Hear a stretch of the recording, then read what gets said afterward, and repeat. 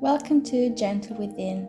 Today we're going to dive into two fascinating psychological mechanisms that shape our relationships every single day: projection and projective identification.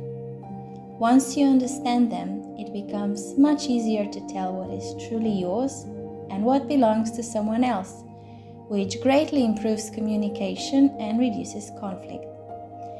First, we will explain what is projection and then what is projective identification. We will also talk about different functions or purposes of projective identification. Then we will explore when is projective identification healthy and when is it toxic. At the end, I give you a couple of practical tips on how to explore your own patterns and how to free yourself from them. So first, what is projection? Projection is an unconscious psychological process where we attribute our own feelings, traits, or thoughts to someone else because we find them really hard to accept in ourselves. An example: a person who is secretly afraid of rejection may very quickly assume that others don't like them, even if it's not true. Projection is a defense mechanism. It protects us from painful experiences, but in the long run, it can blur our sense of what is real and what is not. The person fears rejection so much, they're already bracing for it before it even happens. Now, what is projective identification?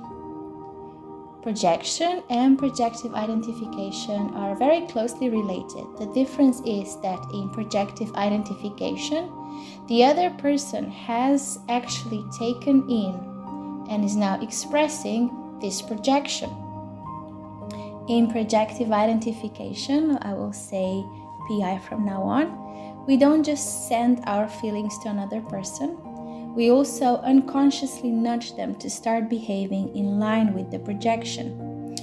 In other words, a person expels unwanted or painful inner contents, so it can be feelings, impulses, thoughts, or even parts of the self, onto someone else, and that person then unconsciously accepts them and identifies with them. They have to be receptive. Not everyone will take on every projection. An example: Anna and Jacob are in a relationship. Anna is very afraid of his anger and disapproval, even though this fear is not justified and comes from her past relationships. Anna starts walking on eggshells more and more. She's terrified of doing something wrong or saying something wrong, and of course, loses her authenticity. Jacob is initially just confused, but then he actually starts getting angry at Anna, which makes her hide herself even more. Jacob was receptive to the projection and began acting in line with it, likely because of patterns he had witnessed in his own parents' relationship. If he hadn't been receptive, he could have stayed calm and refused to step into the angry partner role that Anna was unconsciously offering and preparing for him. Instead of reacting with anger, he could have recognized Anna's fear as her inner pattern, spoken about it calmly, and set boundaries. He could just say, "I can see you are afraid, but I'm not angry with you." Projective identifications happen all the time in couples, families, friends, and very, very often in therapeutic relationships. Now, what is the function of projective identification? PI can serve several functions, and it does have a purpose. So projective identification can give someone temporary relief from distressing feelings while also creating an unconscious connection and bond with another person. It lets them see how the other person might handle those contents, maybe even resolve them. So it's actually an opportunity for the sender to learn something, and all of this happens unconsciously.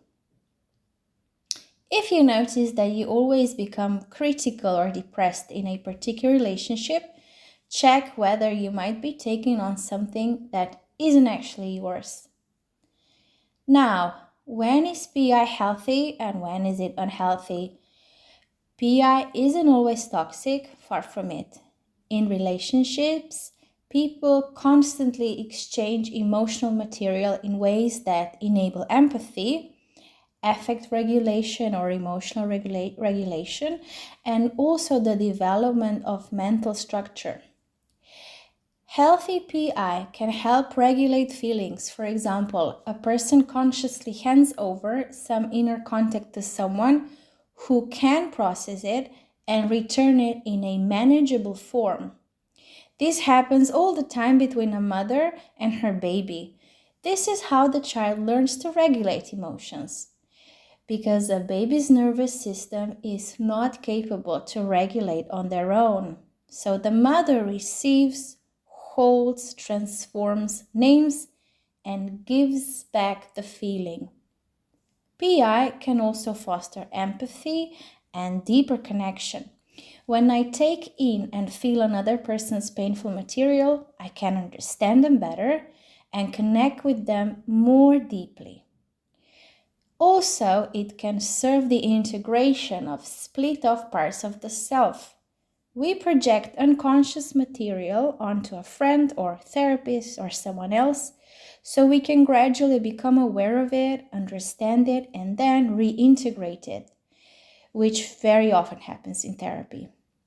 This functional projective identification happens when someone unconsciously offloads overwhelming emotions onto another person, while that other person is not able to process them.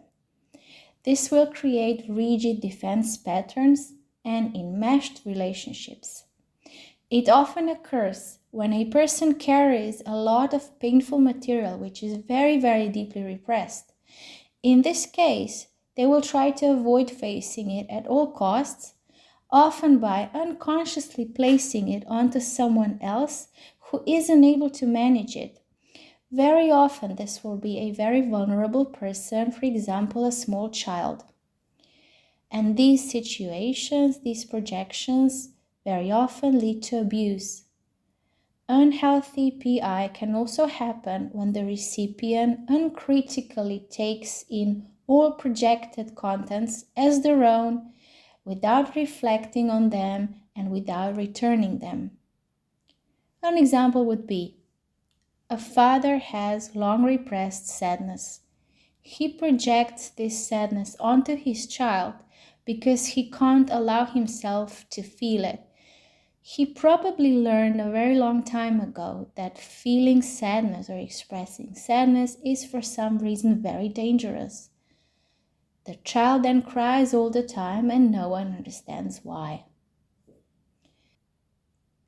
So, how can we respond and what can we do to understand our own patterns better? Number one would be to observe. So when someone triggers you, don't react, just pause and ask, is this really theirs or is it mine? Then self-reflection. Write down what bothers you most in other people. Sometimes these are parts of ourselves we find hard to accept. And talking, if you notice you're taking on someone else's feelings, you can openly discuss it. And very important, set boundaries. When we understand projection and projective identification, we can more easily separate our own feelings from those of others. This will allow for more mature communication and a lot personal freedom.